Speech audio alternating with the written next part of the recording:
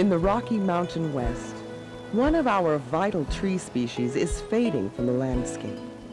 Quaking aspen, glittering gold in the fall and shadowy green and white in the spring and summer, decorates some of our favorite places.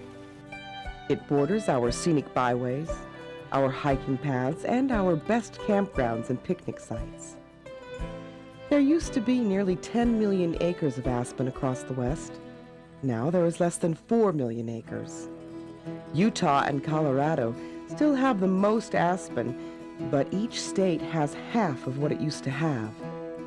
Arizona has lost in excess of 90% of its aspen. What is causing the aspen to disappear? Can anything be done to stop its demise? The answers to these questions lie in understanding how aspen grow and reproduce, and how human factors can enhance or destroy a tree species that has been in existence for thousands of years. Aspen grow on a wide variety of landscapes, from the harsh, high alpine to lush stream bottoms. In some places, aspen stands are dominant and few other tree species are able to invade them. But about 80% of the threatened aspen stands are being replaced by conifers, which tower over the aspen and cut off the life-giving sun. Heavy browsing by wildlife and livestock on the young aspen stems can also prevent the survival of many aspen stands. Aspen hold immense value as part of an ecosystem. Up to 2,000 pounds per acre of grass, forbs, and shrubs grow beneath an aspen stand. This provides critical habitat for big game species like elk and deer, in addition to valuable forage for livestock. Many other wildlife species also depend on aspen for nesting, foraging, breeding, and resting sites. A healthy stand holds water within it, some of which will eventually make its way downstream as habitat for fish and agricultural uses. In Utah and Colorado, there is some commercial timber harvest of aspen. This area has been harvested and is being replaced with a dense young aspen stand. Perhaps aspen's most important asset is its simple beauty. In the summer, its fluttering leaves and white to pale green bark are a delight to behold. And in the autumn, aspen leaves provide a spectacular show of color. Is it any wonder that tourists from around the world come to the West each fall simply to gaze at aspen gold?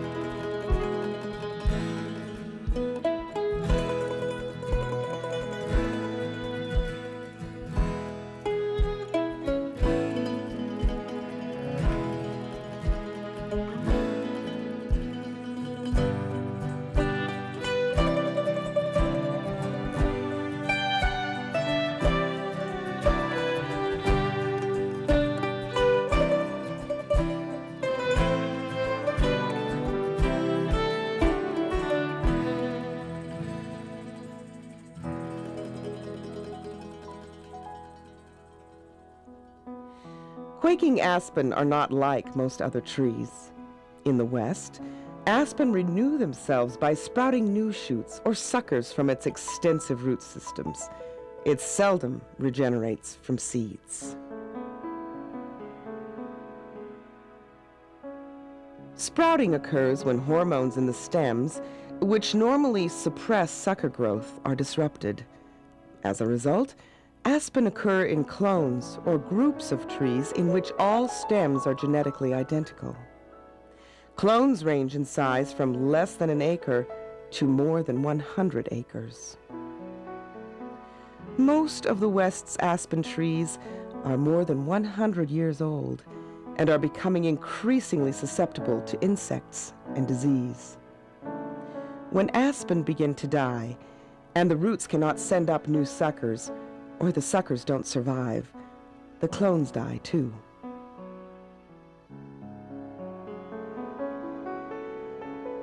As aspen trees age, they usually need to be disturbed in order for their roots to sucker or send up new shoots. In years gone by, that disturbance usually was forest fire. which occurred on average every 20 to 60 years. Fire not only stimulated aspen roots to sucker, it also reduced the overstory, giving new aspen shoots plenty of sunlight to survive. But now fire is missing from most aspen landscapes. Because of aggressive firefighting policies that originated in the early 1900s, fire has not been a factor in stimulating aspen growth. Most quaking aspen in the West are living without the primary force that normally would have ensured its natural survival. In some areas, even where above-ground disturbance does occur, livestock grazing and wildlife browsing pressure is so severe that new aspen shoots get chewed away before they have a chance to grow into a new forest. In stands where conifers are already moving in, fire is also needed to keep the conifers at bay, because aspen cannot compete in the shade of a thriving coniferous forest. Historically, repeated wildfires would kill invading conifers as well as stimulate the aspen to regenerate. But while conifers must start from seeds, aspen were able to sprout prolifically from their existing root systems. This allowed aspen to grow rapidly and temporarily dominate the competing conifers until the next wildfire.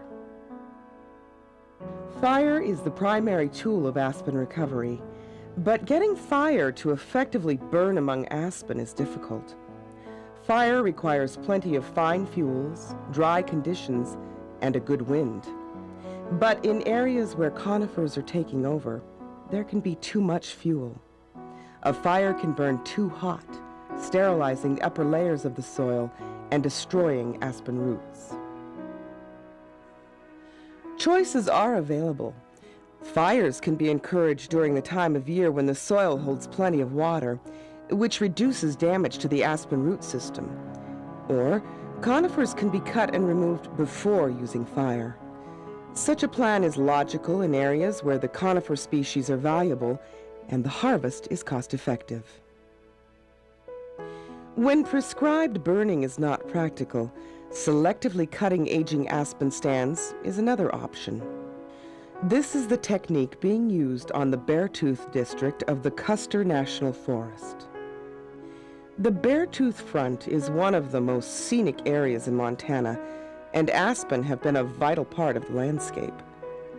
Aspen have declined here from an estimated 6,000 acres in 1929 to only half that amount today. As the aspen have declined, so has the population of ruffed grouse, whose life cycle is intricately tied to aspen. Other species like moose, black bear, elk, and migrating songbirds are also closely dependent on aspen. By cutting individual aspen clones in the spring, a fire-like disturbance is created, forcing the aspen to regenerate. Over the past 10 years, about 500 acres have been successfully treated on the district.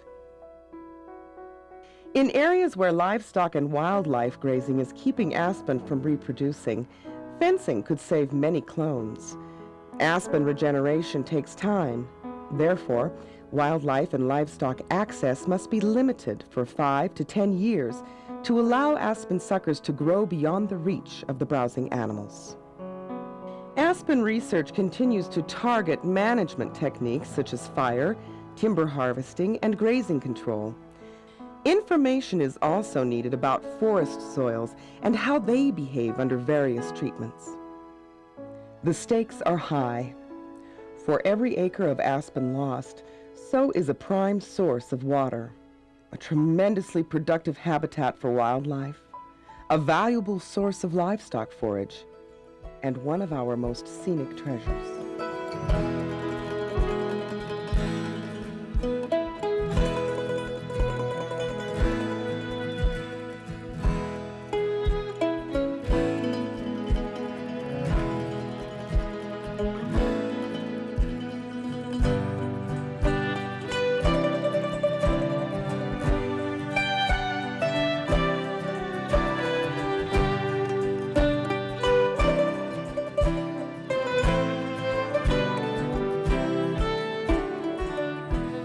aspen is one of the greatest treasures of the western landscape.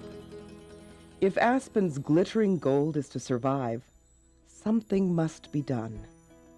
Otherwise, one of our most valuable trees will continue to fade from the landscape.